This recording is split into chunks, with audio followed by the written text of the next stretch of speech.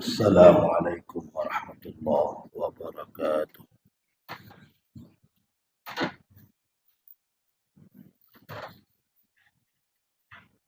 Allahu Akbar, Allahu Akbar.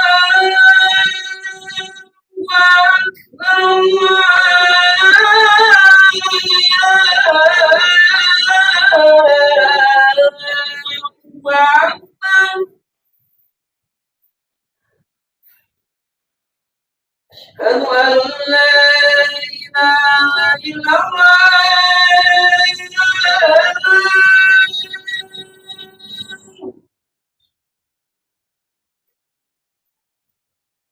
أشهد أن لا إله إلا الله.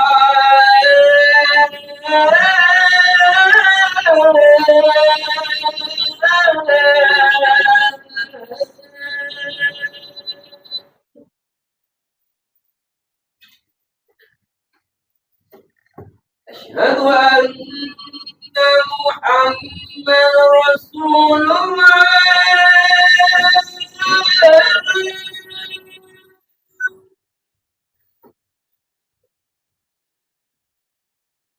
أشهد أن محمد رسول الله.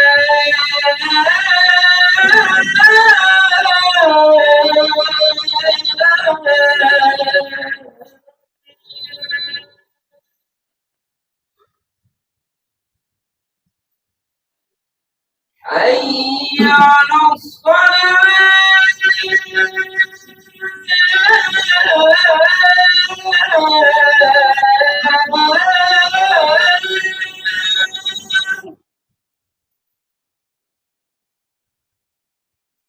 حي على الصلاة.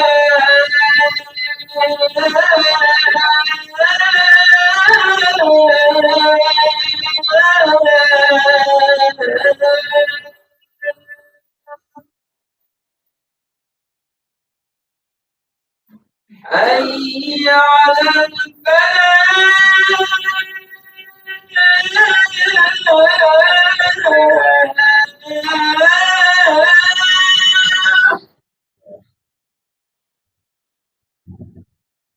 حي على الفلاح.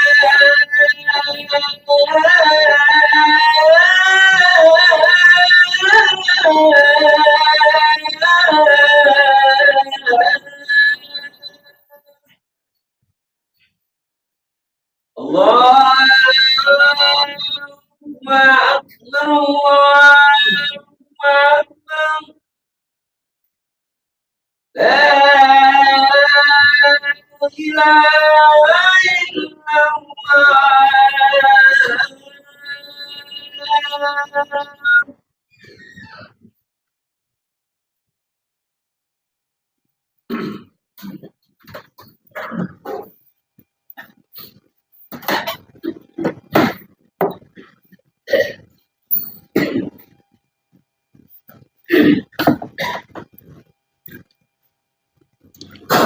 Alhamdulillahi Rabbil Alamin. Allahumma salli wa sallim ala Sayyidina Muhammad wa ala alihi wa sahbihi ajma'in. Amma ba'du fa ya ibadallah, ittaqullaha haqqa tuqatih wa la tamutunna illa wa antum muslimun. Qala Allah subhanahu wa ta'ala fil Qur'anil Karim. Bismillahirrahmanirrahim. يا أيها الذين آمنوا أطيعوا الله وأطيعوا الرسول وأولي الأمر منكم. صدق الله العظيم.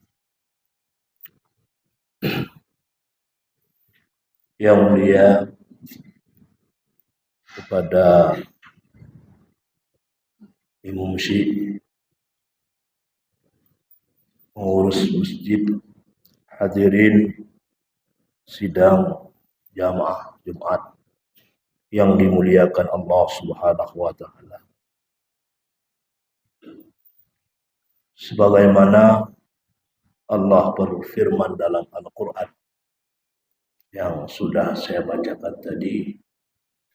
Bismillahirrahmanirrahim. Ya ayyuhalladzina amanu atti'u Allah wa atti'ur rasul ulil amri minkum. Wahai orang-orang yang beriman, taati oleh kamu akan Allah, taati oleh kamu akan Rasul, dan juga ulil amri minkum. Dalam ayat ini kita kutip dalam kitab Al-Ahkam As-Sultaniyah, itu karangan Imam Al-Mawardi, bahwa ayat tersebut itu yang maksudnya mewajibkan bagi kita semua untuk mentaati Allah, untuk mentaati Rasul, dan juga untuk mentaati ulil amri minkum. Yang maksud ulil amri minkum di sini adalah khalifah ataupun pemimpin yang memerintahkan. Kalau dalam hal negara itu presiden,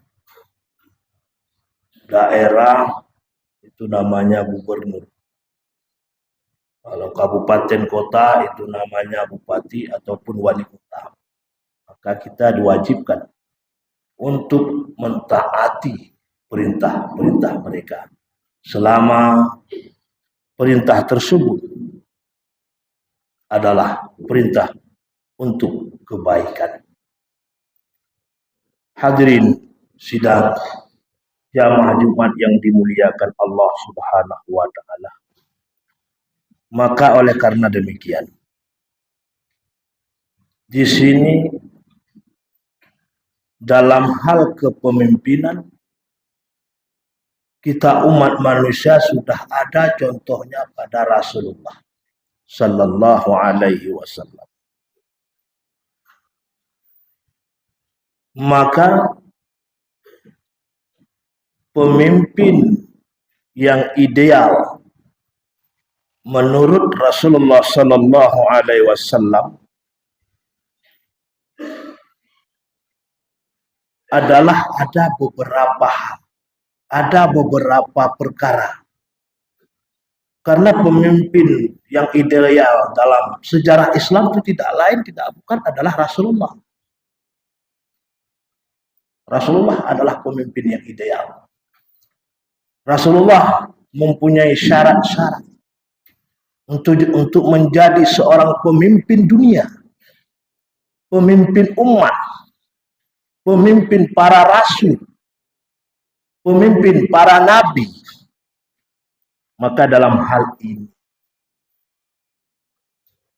Rasulullah menjadi seorang pemimpin yang ideal karena beliau adalah seorang pemimpin yang jujur,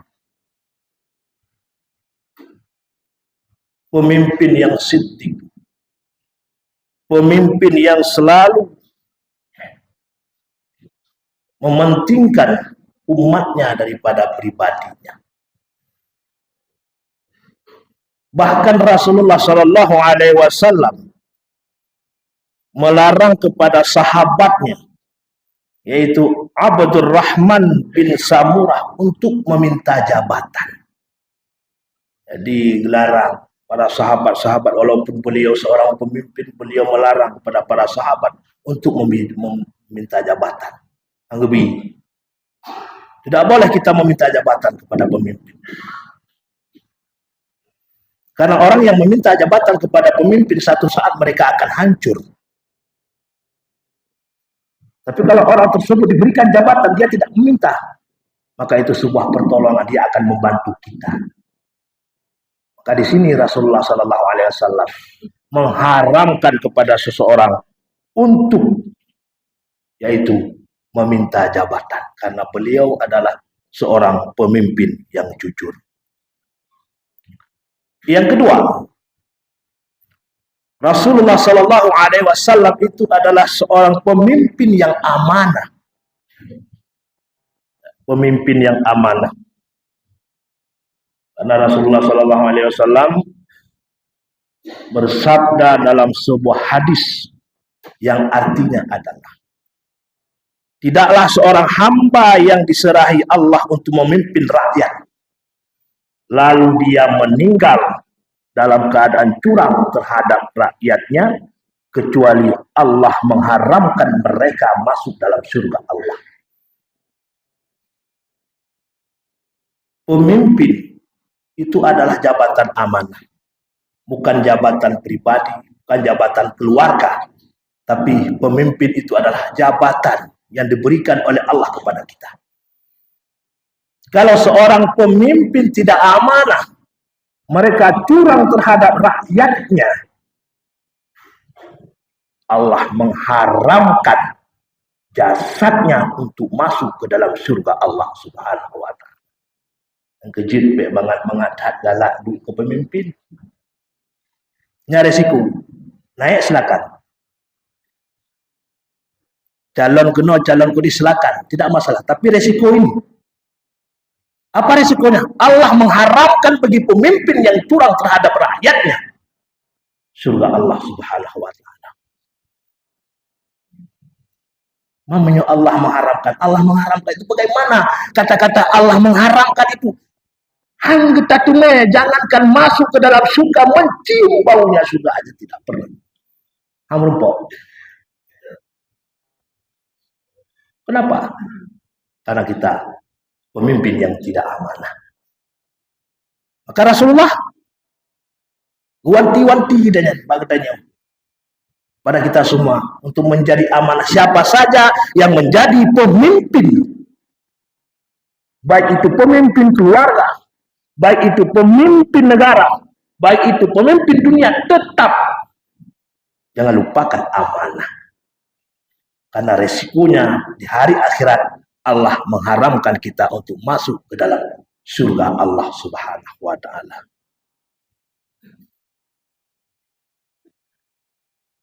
Yang ketiga adalah Rasulullah Shallallahu Alaihi Wasallam adalah seorang pemimpin yang bertanggung jawab. Rasulullah mengambil resiko atas putusan yang dia ambil.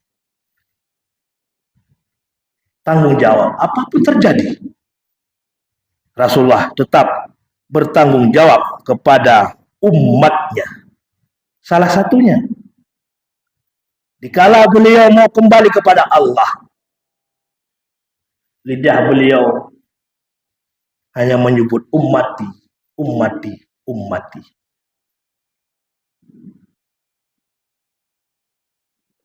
Dia memanggil umatnya. Yang teringat dia kepada umatnya, dia tidak teringat kepada keluarganya. Ummati, ummati, ummati. Bertanggung jawab dia kepada rakyatnya. Berusaha dia menjadi seorang pemimpin. Bagaimana apapun cerita, ilah daya kita lakukan, bagaimana kita akan membawa rakyat kita ke dalam surga Allah Subhanahu wa Ta'ala. Itu baru pemimpin yang bertanggung jawab. Baik itu pemimpin keluarga, anfusakum wa ahlikum nara, kalau dalam keluarga dia seorang pemimpin dalam rumah tangga, berusaha memohon kepada Allah, dia selalu membawa keluarnya ke dalam surga Allah. Kalau kita sudah jadi pemimpin negara, pemimpin daerah, berusaha kita berbuat kebaikan, kita ajak rakyat kita, mari kita bersama-sama ke surga Allah. Bagaimana caranya? Itu terserah sama pemimpin. Itu yang namanya pemimpin yang bertanggung jawab. Dan juga Rasulullah SAW yang keempat adalah pemimpin yang ahli dan cerdas. Jadi Rasulullah dalam memimpin, beliau ahli, baik itu dalam kenegaraan, maupun ekonomi dan lain-lain ahli Rasulullah. Jadi kitanya menyatakan pemimpin, kalau kita mau menjadi seorang pemimpin, apakah kita patut? Apakah kita kuasai tentang kenegaraan? Apakah kita kuasai tentang masalah ekonomi? Jangan sampai kolab ekonomi. Kalau sudah ada itu, silakan dipersilakan untuk mencalon diri sebagai pemimpin. Tapi kalau tidak demikian, be ya boh pe, he menteng balasan Allah nanti haram atas kita untuk masuk surganya. Berat, berat. Itu yang keempat, ahli Rasulullah dalam memimpin dunia dan memimpin umat. Yang terakhir adalah Rasulullah seorang pemimpin yang mencintai dan dicintai rakyat. Bukti jelas, nyata. Kita menjadi seorang pemimpin, rakyat mencintai kita, dan juga kita mencintai rakyat kita. Kalau daerah-daerah di daerah Timur Tengah ataupun Malaysia itu, para khatib itu selalu mendoakan kepada pemimpinnya supaya menjadi pemimpin yang adil, pemimpin yang bijaksana, rakyatnya yang berdoa. Makanya kitanya pemimpin jangan berbuat kesewenangan terhadap rakyat kita, karena mereka akan mencaci kita selama mereka masih hidup di dalam dunia Allah. Maka oleh karena demikian, hadirin sidang jamaah Jumat yang dimuliakan Allah Subhanahu wa taala. Maka ulama sepakat dalam ilmu fiqh juga mengatakan yang bahwa dibolehkan ya bagi siapapun untuk mendemokrasikan, mencalonkan diri sebagai pemimpin, dipersilakan. Jadi hanya yang larang, dibolehkan dalam agama. Makanya kita rakyat itu jangan pernah kita berbicara tungku hanjik duduk dalam pemerintahan. Ustadz tidak boleh duduk dalam pemerintahan. Orang-orang baik tidak boleh duduk dalam pemerintahan karena dia akan buruk nanti di dalam pemerintahan tersebut. Itu salah. Kaji dulu ilmu fikih. Kalau tungku-tungku ataupun uru-uru yang ahli ibadah kepada Allah, yang taat kepada Allah, ya, tidak bisa naik sebagai pemimpin, atau yang di Jawa Gunung yang merdeka pura-pura. Salah. Maka kita harus terbuka pikiran kita nyuruh awalnya harus terbuka. Kaji dulu dalam masalah fikih, pendapat ulama dibolehkan siapapun yang naik ke pemimpin, tidak masalah. Tapi ingat, ada ideal yang seperti Rasulullah SAW lakukan. Kalau ada silakan. Seorang ustadz mau naik silakan. Siapa saja mau naik yang baik-baik silakan. Karena kenapa? Karena kalau di sana, di dalam dewan, ya, di dalam di presidenan, gubernur, kepala dinasnya atau segala macam nanti, orang-orang baik semua. Kalau sudah ada orang-orang baik dalam pemerintahan, dalam negara, pasti negara itu akan selalu dirahmati Allah Subhanahu wa taala. Itu tergantung pada kita rakyat. Maka sekarang jangan mau disogok. Bicara, harus pandai kita berpikir. 200.000 5 tahun dihancurkan negara kita. Dihancurkan daerah kita. Maka berpikirlah dari sekarang. Insya Allah bulan 2 tanggal 14 itu hari pemilihan, terserah pada kita mau bawa kemana negara kita. Karena agama tidak melarang untuk mencalonkan siapa saja. Tapi ingat, pribadi kita yang mencalonkan itu udah sesuai dengan kata Rasulullah. Menyuhana sesuai, kalau tidak sesuai itu jangan pernah kita mencalonkan diri. Pilih saya, nanti saya segala macam. Padahal kita sudah mencurangi rakyat. Balasannya apa? Haram. Kalau pemimpin itu sudah mencurangi rakyat, walaupun dia ibadahnya ke tanah sucinya banyak sekali, dia berteman dengan siapapun, kalau dia sudah mencurangi rakyat, haram. Rasul mengatakan, Allah mengharamkan mereka masuk ke dalam surgaku. Hati-hati bagi yang mencalonkan diri sekarang. Hati-hati. Karena mencalonkan diri sebagai anggota dewan, mencalonkan diri sebagai gubernur, mencalonkan diri sebagai presiden, itu bukan sebuah permainan. Tapi itu tanggung jawab dengan Allah Subhanahu wa Ta'ala. Hati-hati, bukan permainan. Kemang-mangan, alah kaku ikaber itu. Saya tidak mengerti. Alah, walaupun tidak mengerti, sampai di sana mengerti sendiri. Kamu mengerti kau? Pempenang kau. Hati-hati. Ini nasihat khatib kepada kita semua. Kalau mau mencalonkan diri, ingat, apakah saya layak berdiri di kaca? Loh, jauh di kaca kita sendiri. Lihat wajah diri sendiri. Layak? Sehari semalam saya salat berapa waktu? Kadang salat sehari semalam satu waktu. Zuhur aja, tidak ada asar. Cocok dia, kita jadikan sebagai pemimpin. Itu terserah pada pribadi sendiri. Kalau resikonya diambil itulah. Maka saya ulang sekali lagi, hadis Rasulullah SAW seperti saya katakan tadi, kalau seorang pemimpin mencurangi rakyatnya, maka tunggu di hari kiamat. Allah mengharamkan jasadnya untuk masuk ke dalam surga Allah Subhanahu wa Ta'ala.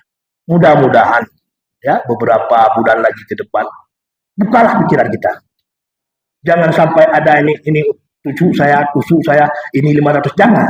Gak ada urusan itu. Saya pilih Anda, hati nurani saya mengatakan, Anda tidak baik, ya tidak baik. Dengan catatan, nah ini perlu dipertimbangkan. Dengan catatan jangan pernah kita memburukkan orang lain. Kalau kita mau pilih si pulang, kita anggap dia baik, dia salah segala macam, jangan baik pubruk lain. Baik pubruk johan apa ketop johan apa pilih dia tidak pas, apa pilih, enggak perlu. Kalau kita mau memburukkan orang lain, lihat kita diri sendiri. Kita baguskah? Bagus kita? Enggak. Ada lebih palih kita nyonggok. Maka tidak boleh. Maka mudah-mudahan ya, mudah-mudahan ke depan kita lihat orang yang kita pilih. Dia taat kepada Allah. Dia beriman kepada Allah. Dia selalu memberikan motivasi keagamaan kepada masyarakat, kebaikan kepada masyarakat. Pilihlah mereka. Walaupun di DPR berbeda partai, tapi yang kita pilih itu orang-orang baik, maka baiklah negara kita. Mudah-mudahan, ya, mudah-mudahan Indonesia, khususnya di Aceh, di 2024 bulan 2 terpilih. Kita mohon kepada Allah, terpilihlah orang-orang yang selalu taat kepada Allah Subhanahu wa Ta'ala. Amin ya rabbal alamin. Alhamdulillahi rabbil alamin. Wassalatu wassalamu ala sayyidina Muhammad wa ala alihi wa sahbihi ajma'in. Amma ba'du fa ya ibadallah, ittaqullaha haqqa tuqatih wa la tamutunna illa wa antum muslimun. Qala Allah subhanahu wa ta'ala fil Qur'anil Karim, Bismillahirrahmanirrahim, Qul huwallahu ahad, Allahus samad, lam yalid wa lam yulad wa lam yakul lahu kufuwan ahad. Barakallahu li wa lakum fil Qur'anil azim wa nafa'ani wa iyyakum bima fihi minal ayati wa dzikril hakim wa taqabbala minni wa minkum tilawatahu innahu huwal ghafurur rahim.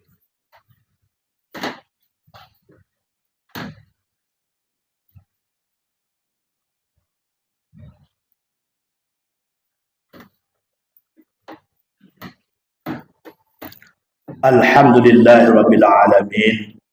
Allahumma salli wa sallim ala sayyidina Muhammad wa ala alihi wa sahbihi ajma'in. Amma ba'du fa ya ibadallah, ittaqullaha haqqa tuqatih wa la tamutunna illa wa antum muslimun. Qala Allah subhanahu wa ta'ala fil Qur'anil Karim, Bismillahirrahmanirrahim, Inna a'tainakal kautsar fasalli li rabbika wanhar. Inna syani'aka huwal abtar. Allahumma ighfir lil muslimina wal muslimat wal mu'minina wal mu'minat al ahya'i minhum wal amwas bi rahmatika ya arhamar rahimin. Rabbana atina fid dunya hasanah wa fil akhirati hasanah wa qina adzabannar. Wa la dzikrullahi akbar.